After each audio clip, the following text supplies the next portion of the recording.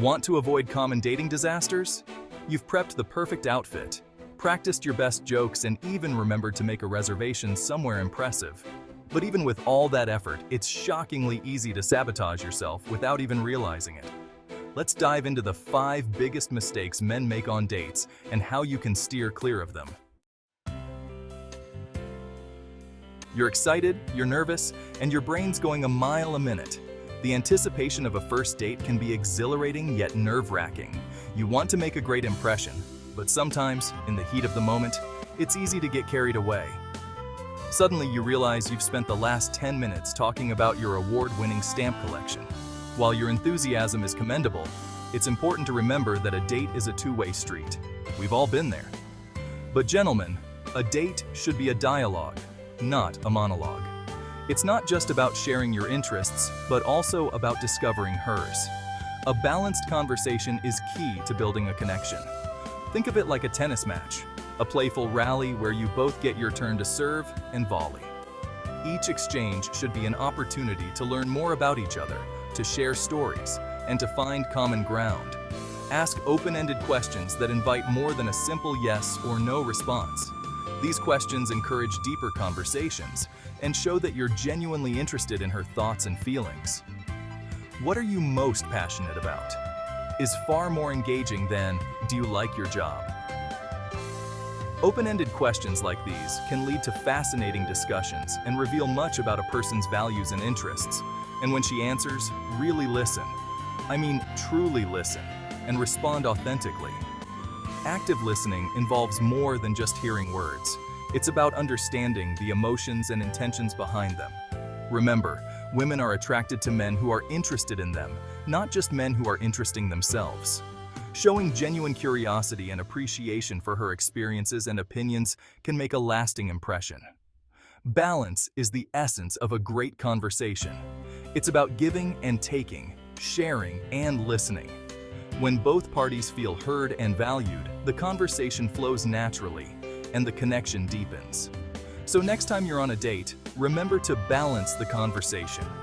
Share your stories, but also invite her to share hers. Ask questions that open up new avenues of discussion and listen with genuine interest. A balanced conversation is not just about words. It's about creating a space where both of you feel comfortable and engaged. It's about building a rapport that can lead to a meaningful relationship. In the end, the art of balanced conversation is about connection. It's about finding that sweet spot where both of you can share, listen, and grow together. So, take a deep breath, relax, and enjoy the dance of dialogue. Remember, every great relationship starts with a great conversation. Master the art of balance, and you'll find that your dates become more enjoyable and fulfilling. Happy dating! You wouldn't believe how many dates I've witnessed where a phone becomes the unwelcome third wheel. It's almost as if the phone is more important than the person sitting right in front of you. Gentlemen, constantly checking your phone is the ultimate signal that you're not present, you're not interested, and frankly, you'd rather be somewhere else. It's a clear message that your attention is divided, and nothing kills the mood faster than feeling like you're competing with a screen. Imagine this. You're pouring your heart out to someone, sharing your thoughts, your dreams, your fears, and they're glued to their phone, scrolling through social media. It's not just about the act of checking the phone, it's about what it represents. It says, "I'm not fully here with you." How would that make you feel? Unimportant? Disrespected? It's a small device, but it can create a huge emotional distance. The person across from you deserves to feel valued and heard. They deserve your full attention. Yeah, exactly. Put your phone away. And I mean completely out of sight. Not just face down on the table, but in your pocket or bag.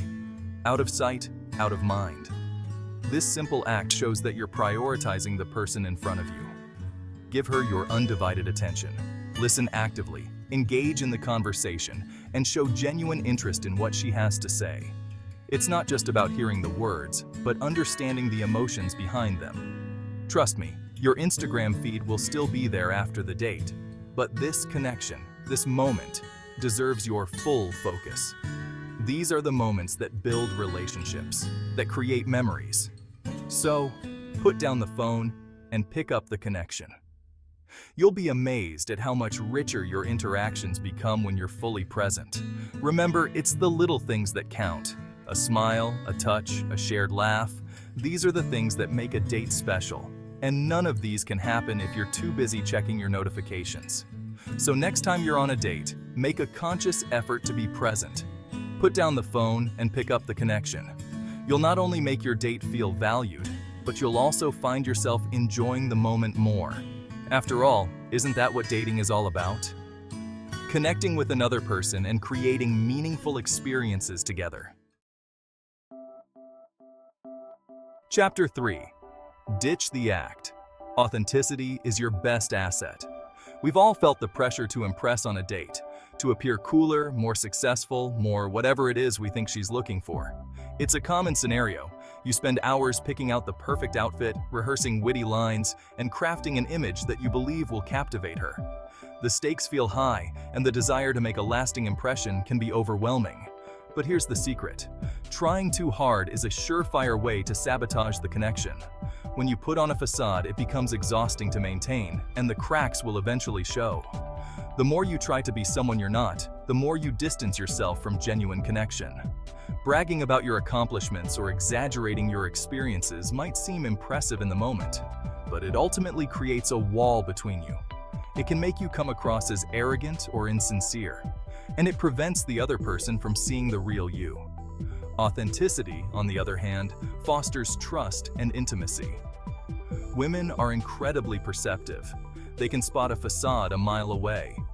They value honesty and vulnerability, and they appreciate when someone is genuine.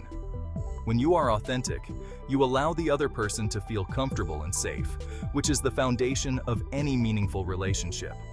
Instead of trying to be someone you're not, relax into your authentic self. Share your true thoughts, feelings, and experiences. It's okay to show your quirks and imperfections. They make you unique and relatable.